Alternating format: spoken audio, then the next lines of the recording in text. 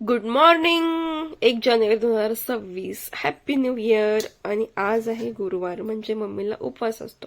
तर आज मी उपवासाचे डोसे बनवणार आहे. त्याआधी मी चहा बनवते मस्त आलं गवती चहा टाकून, आणि हे शेंगदाणे पण मला त्याच्यामध्ये मिक्स करायचे.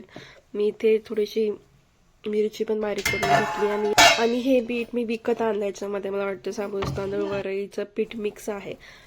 ते पीठ मी भिजायला घातलं. तोपर्यंत मी चहा पिऊन घेते. आणि आज सकाळ सकाळी खूप आभाळ आलं होतं, कारण मुंबईला पाऊस चालू आहे. आम्ही शेंगदाणे आणि मिरची हे मी मिक्सरला बारीक करून पोळीच्यामध्ये टाकलं आणि ते पुन्हा मिक्स करून घेतलंय आणि परत थोड्या वेळ भिजून दिलं.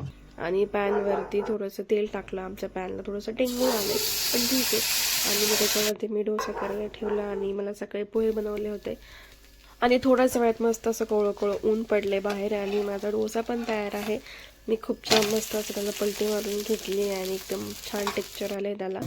आणि मस्त खरपूस खरपूस दिसतोय. मी पहिल्यांदाच ट्राय केलंय हे, पण एकदम छान झालंय.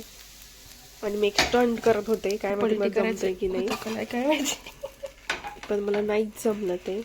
आणि त्याला हातानेच पलटी केलं थोडंसं ते, आणि खूप छान दिसतोय, मस्त झालाय. चिकटलं वगैरे काहीच नाहीये. आणि मग पहिला डोसा मी डिशमध्ये काढून घेतला आणि परत एकदा दुसरा ट्राय केलाय.